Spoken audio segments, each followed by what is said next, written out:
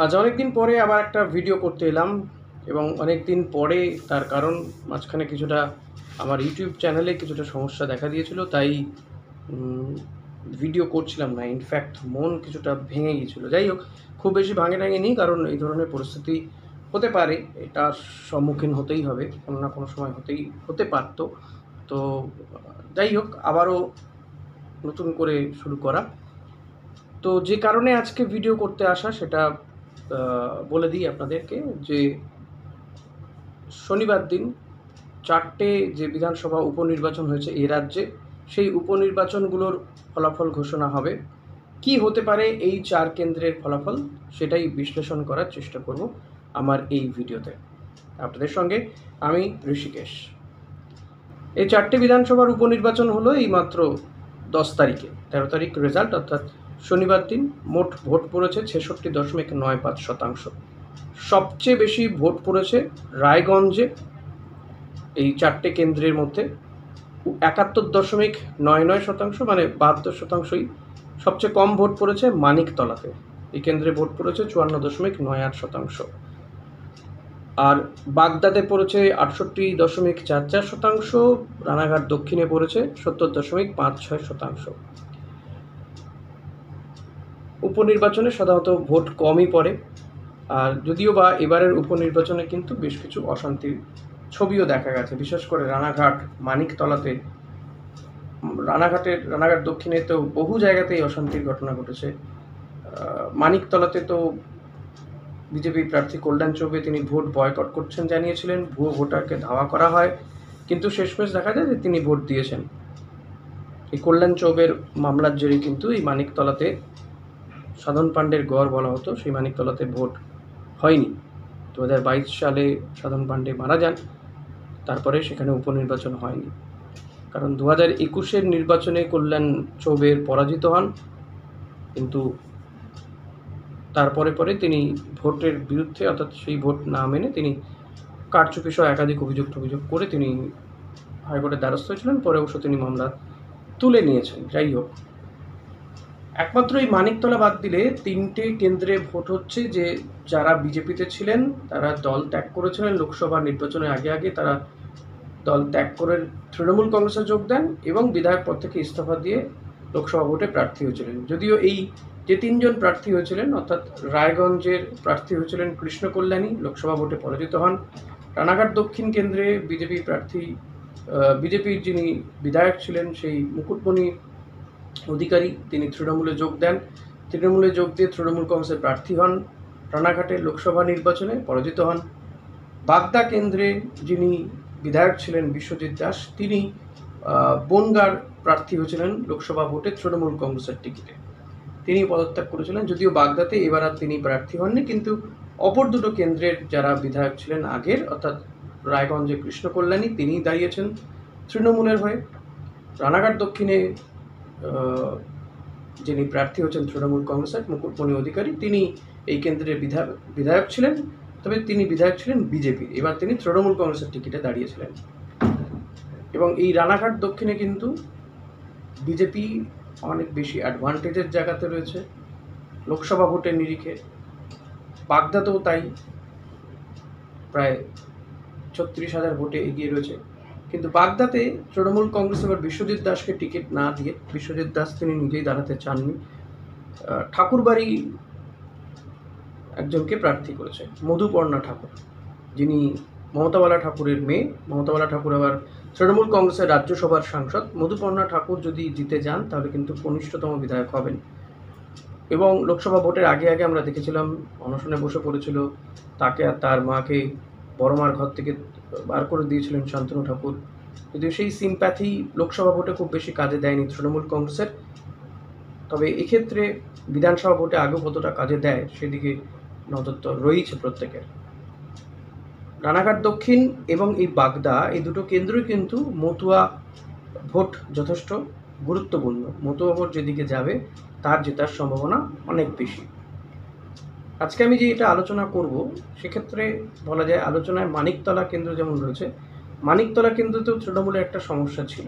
সেখানে সাধন পাণ্ডের মেয়ে শ্রেয়া পাণ্ডে প্রার্থী হতে চেয়েছিলেন, তিনি বাবার প্রয়াণের পরে পরে বেশ কিছু কাজও তিনি সেখানে করছিলেন, সামাজিক কাজ সহ বিভিন্ন তৃণমূল কংগ্রেসের বেশ কিছু কাজ, যেটা বিধায়ক না থাকাতেও বেশ কিছু, হয়তো তিনি বিধায়ক ছিলেন না কিন্তু তিনি হতে চেয়েছিলেন সেই কেন্দ্রের প্রার্থী।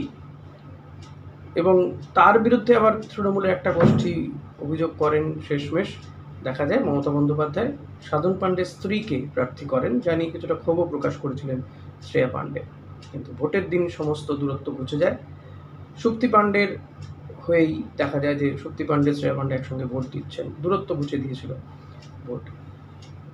বাকি এই বিধানসভা কেন্দ্র আমার মনে হয় মানিকতলা কেন্দ্র, যেহেতু তৃণমূল কংগ্রেস লোকসভা ভোটে নিয়ে খুব কম ভোটে এগিয়ে রয়েছে, ৩,৫০০ ভোটের মতন, আদারওয়াইজ কিন্তু এই এই মানিকতলা কেন্দ্র তৃণমূল কংগ্রেসের জয় পাওয়ার সম্ভাবনাই অনেক বেশি। তৃণমূলের গড়, সাধন পাণ্ডের গড়, ফলত এবারও খুব বেশি ফারাক হবে না। আর কল্যাণ চৌবের যা দেখা গিয়েছে বডি ল্যাঙ্গুয়েজ, তাতে তিনি পরাজয় স্বীকার করেই নিয়েছিলেন। অভিযোগ নিঃসন্দেহে তিনি ভোট লুটের অভিযোগ করেছেন এবং কিছু ক্ষেত্রে সেই অভিযোগ দেখাও গিয়েছে ভুয়ো ভোটারকে দৌড়ে পালাতে। তবু বলবো যে এই সমস্ত অভিযোগ রয়েছে, মানে ভোট লুটের অভিযোগ বাদ দিলেও এক্ষেত্রে আবারও কল্যাণ চৌবের পরাজয় নিশ্চিত এক প্রকার বলা যেতে পারে। মানিকতলা কেন্দ্রে তৃণমূল কংগ্রেসই জয়লাভ করবে। রইল বাকি 3টে বিধানসভা কেন্দ্র। এই 3টে বিধানসভা কেন্দ্রই কিন্তু একটা সময় ছিল বিজেপির দখলে, তবে এবার কিন্তু কিছুটা পাশা উল্টে যেতে পারে। রায়গঞ্জ কৃষ্ণ কল্যাণী জিতে যেতে পারেন রায়গঞ্জ কেন্দ্রটা। বাগদা কেন্দ্রে ভালো ফাইট দেবেন মধুপর্ণা ঠাকুর, এবং মতুয়া ভোট, যেহেতু ঠাকুরবাড়ির সদস্য, মতুয়া ভোট তার দিকে যেতে পারে। অপরদিকে যদি দেখা যায় রানাঘাট দক্ষিণে মুকুটমণি অধিকারীর সেখানকার বিধায়ক ছিলেন, কিন্তু মনে রাখতে হবে বিজেপির বিধায়ক ছিলেন। আর রানাঘাটে কিন্তু বিজেপি এবার বিপুল ভোটে জয়লাভ করেছে জগন্নাথ সরকার, হয়তো তার প্রভাব তো থাকবেই। মাত্র কয়েকদিন আগেই, 2 মাস আগেই লোকসভা ভোট শেষ হয়েছে, জুন মাসে রেজাল্ট বেরিয়েছে, জুলাই মাসের 13 তারিখে বেরোবে, জুলাই মাসের 10 তারিখে ভোট হয়েছে, ফলে তো খুব বেশি হেরফের হওয়ার জায়গা নেই।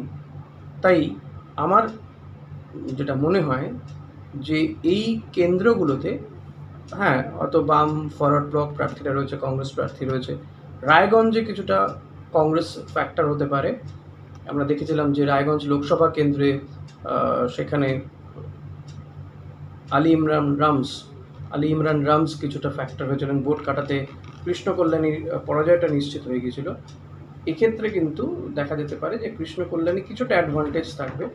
অর্থাৎ আমার মনে হয় যে এই যে 4টে উপনির্বাচন হলো বিধানসভা, তাতে রানাঘাটে তৃণমূল কংগ্রেসের জয় পাওয়ার সম্ভাবনা ক্ষীণ, জয় নাই পেতে পারেন। মুকুটমণি অধিকারীকে হয়তো আবারও পরাজয় স্বীকার করতে হবে। বাগদাতে 50-50, এক্ষেত্রে মধুপর্ণা ঠাকুর কিছুটা ফাইট দেবেন। আরেকটা বিষয় বাগদার বিরুদ্ধে যাবে, সেটা বিজেপির জন্য, সেটা হচ্ছে এই বাগদা কেন্দ্রে বিজেপি যাকে প্রার্থী করেছে বিনয় কুমার বিশ্বাস, তাকে বিজেপির অন্দরেও কিন্তু বহু মানুষ মেনে নিতে পারেননি, তার বিরুদ্ধে ক্ষোভ বিক্ষোভ দেখিয়েছিলেন। ফলত সেই ভোটটা হয়তো মধুপর্ণা ঠাকুরের পক্ষে যেতে পারে। তাহলে কি দাঁড়াচ্ছে যে বাগদা কেন্দ্রে তৃণমূল কংগ্রেসের জয় পাওয়ার সম্ভাবনা অনেক বেশি, রানাঘাটে নয়। রায়গঞ্জেও কৃষ্ণ কল্যাণী যেতে পারেন, মানিকতলাতে তৃণমূল কংগ্রেসে জিতবে। অর্থাৎ জেতা হারার ক্ষেত্রে একবারে যদি বলে দেওয়া যায়, তাহলে তৃণমূল একটি কেন্দ্রে অবশ্যই জিতবে, বিজেপিও একটি কেন্দ্রে অবশ্যই জিতবে।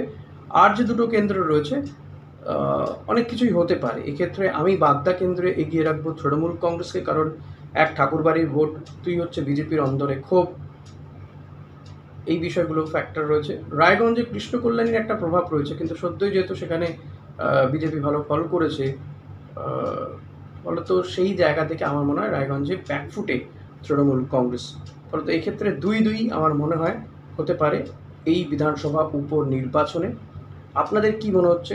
রাত পোহালেই রেজাল্ট আউট হবে, জানা যাবে কি ফলাফল হচ্ছে, কিন্তু তার আগে এই মুহূর্তে দাঁড়িয়ে আপনাদের কি মনে হয় যে কি হতে পারে? এছাড়া দেশের আরও 9টা কেন্দ্রে উপনির্বাচন হয়েছে, এবং লোকসভা ভোট মিটতে না মিটতেই আবার ইন্ডিয়া আর এনডিএ জোটের মধ্যে লড়াই একটা, 13টা কেন্দ্রে কে কটা আসন পায় সেদিকেও একটা নজর তো রয়েইছে। কিন্তু সবথেকে নজর এই রাজ্যের দিকেই, যেহেতু এই রাজ্যের বাসিন্দা। আপনাদের কি মনে হচ্ছে যে কি হতে পারে এই 4টে কেন্দ্রে? আমার তো মনে হচ্ছে তৃণমূল 2টো পেতে পারে, বিজেপি 2টো পেতে পারে। আপনারা কি মনে করছেন অতি অবশ্যই কমেন্ট করে জানাতে ভুলবেন না। ভিডিওটি ভালো লাগলে লাইক করুন, প্রচুর শেয়ার করুন। Thank you.